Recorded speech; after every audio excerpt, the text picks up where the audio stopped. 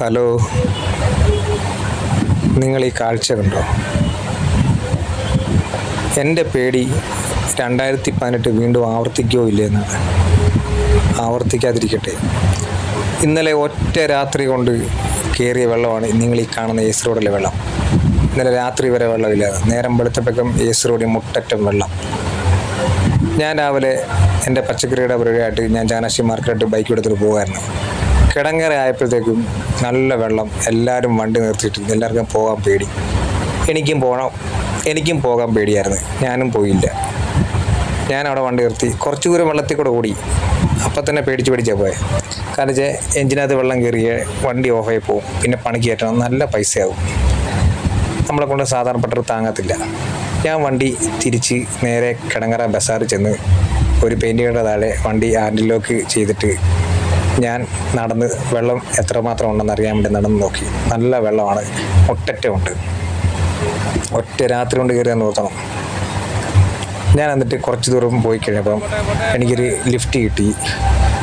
ഒരു ബോലറോ, തമിഴ് ചേട്ടനാണ്. അതും പച്ചക്കറി ആലപ്പുഴ കൊടുത്തിട്ട് തെങ്കാശിക്കാണ്ട് പോവാണ്. അങ്ങനെ ലിഫ്റ്റ് കിട്ടി മണക്കച്ചിറങ്ങിയാണ്. അവിടെ നിന്ന് നടന്ന് ഞാൻ എൻ്റെ കടയിലേക്ക് പോയത്.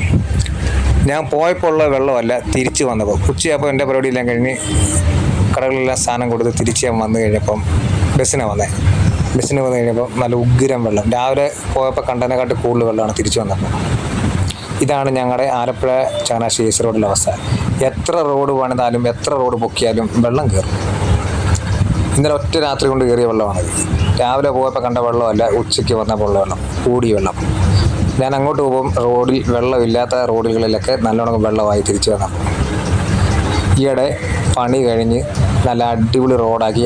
എറണാകുളം റോഡ് തൂറ്റുപോലെ ഉണ്ടാക്കി വെച്ച റോഡാണ്. അത് നല്ല പൊക്കത്തോടെ ഉണ്ടാക്കിയ റോഡാണ്. എന്നിട്ടും വെള്ളം കയറി.